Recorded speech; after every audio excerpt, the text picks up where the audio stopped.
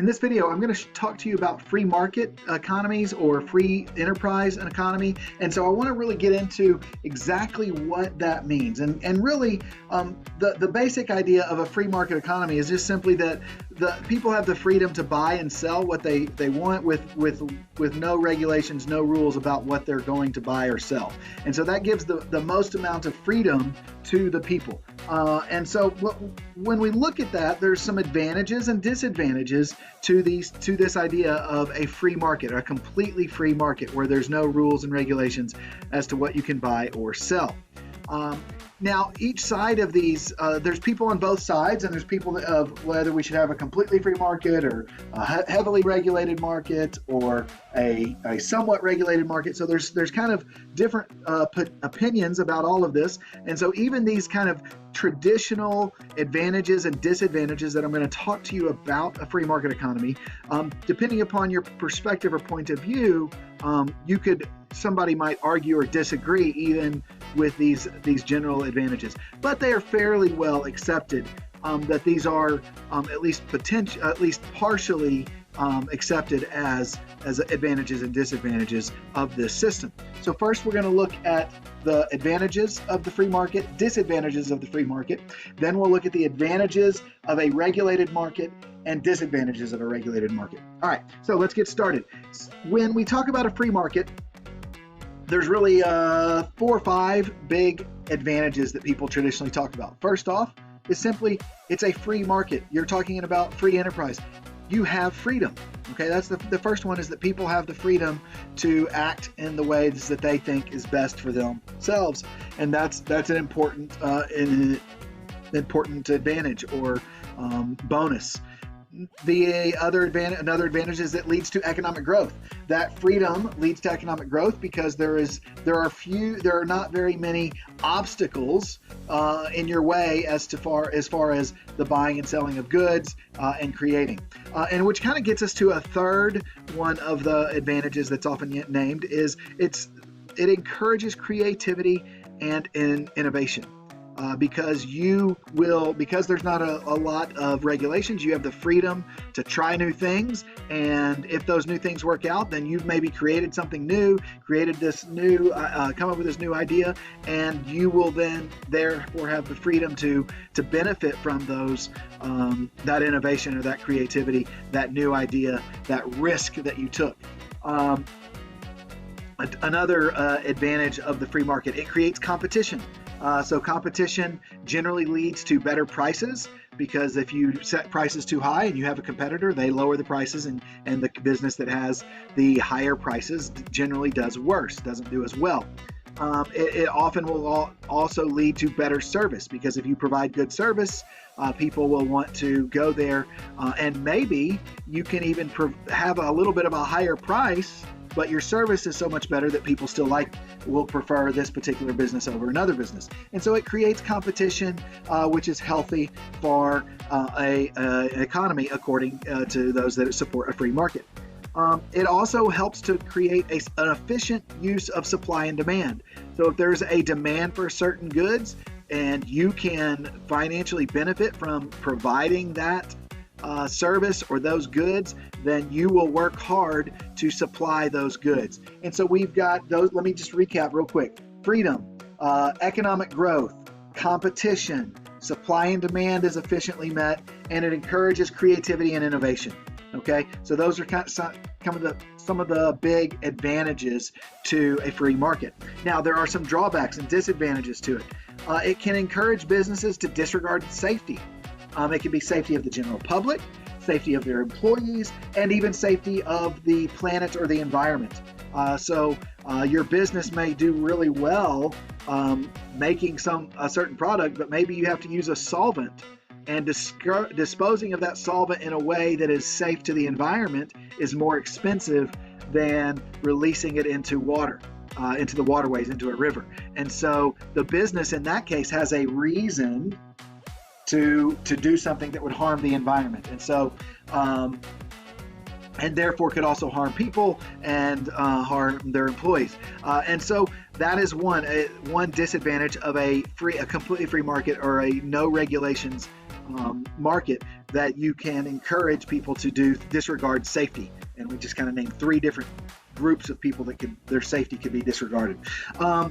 It can create a law and lead to income inequality. So those that do really well end up making more and more and more money, and meanwhile leaving many people behind. And then can be a lack of economic stability with large swings. When you have a free market, it is not uncommon sometimes for there to be vast swings in the market. So you kind of swing back and forth between depression or economic recession and really high growth. And in between there, you've got low amounts of growth and steady growth and stable growth, but you swing, there's kind of a pendulum swing back and forth between economic hardship and recession and uncontrolled growth. Okay, so that's the advantages and disadvantages of a completely free market. Now, if we talk about a regulated market, which is what we have today, a regulated market. Because we do have rules for businesses and for people as to what they can do and can't do with their businesses in particular. So the advantages of regulations, safety of consumers, and you'll see that there's obviously a correlation between the advantages of regulations and some of the disadvantages of a completely free market. So the advantage of a regulated market is that you have the safety of consumers, those people that are buying products. You have the safety, you can improve the safety of the employees, and you can improve the safety of the planet. So that business, now you make it a rule, that business that could make something, but it required a solvent that was a byproduct, and they released it into the river. Well, you made a rule about that. They can no longer do that. That means the cost of their their products may go up, but at the preserving the health of the planet and therefore the health of the people that would need that water source. And so that's an advantage to regulation. It can help to stabilize, regulations can help to stabilize the economy. You may see fewer swings in the economic activities from depression to uncontrolled growth. You may, depending upon how these regulations are carried out, is of course very important. Not all regulations and all ways of regulating an economy are the same, so that's important to recognize. Then we have what are some of the disadvantages of a regulated economy?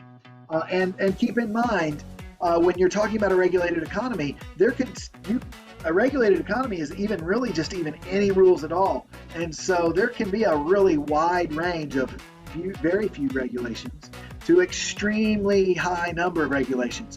So we're kind of talking maybe in the middle of a reasonable number of regulations, and not that just very, very few, but also not really high number of regulations is kind of what we're talking about right now. So the disadvantages to a regulated economy, people can argue that the bureaucracy. So you've got to have some people to enforce these rules. Well, the larger the nation, the larger the bigger and wider reaching the law, then the more people you have needed to kind of check to see if people are following the rules, and all those people are going to have to be paid. And so which in one sense may create a job, but it's creating a job that is simply about checking to make sure people are following rules. It's not creating a job that is providing a service within the economy. Now, the other side of that argument is, and this is where you can start to see there's always another side, that those bureaucracies are providing a service. If it's an environmental protection, then that is a service because we're protecting the clean water of the nation by watching out to make sure businesses aren't polluting the water sources near their business. Okay, so that's one potential disadvantage, is that if that bureaucracy gets too big, you end up spending a lot of money in the form of taxes on these bureaucracies, which takes the money out of the hands of the people that earned it to begin with. It can squash innovation by over-regulating, therefore like creating too many barriers to starting businesses or to creating this new idea. So if you've got this business and you've got an idea of something, you see people needing this service, you see people needing this product, and there's all these rules. Well, some rules may be not very hard to meet, but other rules may cause a very high level of cost, and so that increases the cost of doing business. So for example, for like a kitchen, if you're going to make food to sell, there's rules about that. Depending upon the state, these are often state by state rules, but there can be rules about what has to be done, what can't be done. And for example, you may have to have a commercial kitchen. If you're going to produce food that is going to be sold to people, then you have to have a commercial kitchen. Well, what are the requirements of a commercial kitchen? Those rules will be laid out. This is what defines and makes for a commercial kitchen. And then you are subject to inspections by a health inspector. Well, those health inspectors are costs, and there's a fees associated with that. Now that would come in through taxes and things of that nature, but there's always a cost in those things. And so those that would argue that there's a disadvantage to regulations would point out these ways that it hinders innovation and creativity because there's too many rules for any one person to follow. So those are kind of the advantages and disadvantages of a free market and the advantages and disadvantages of a regulated market.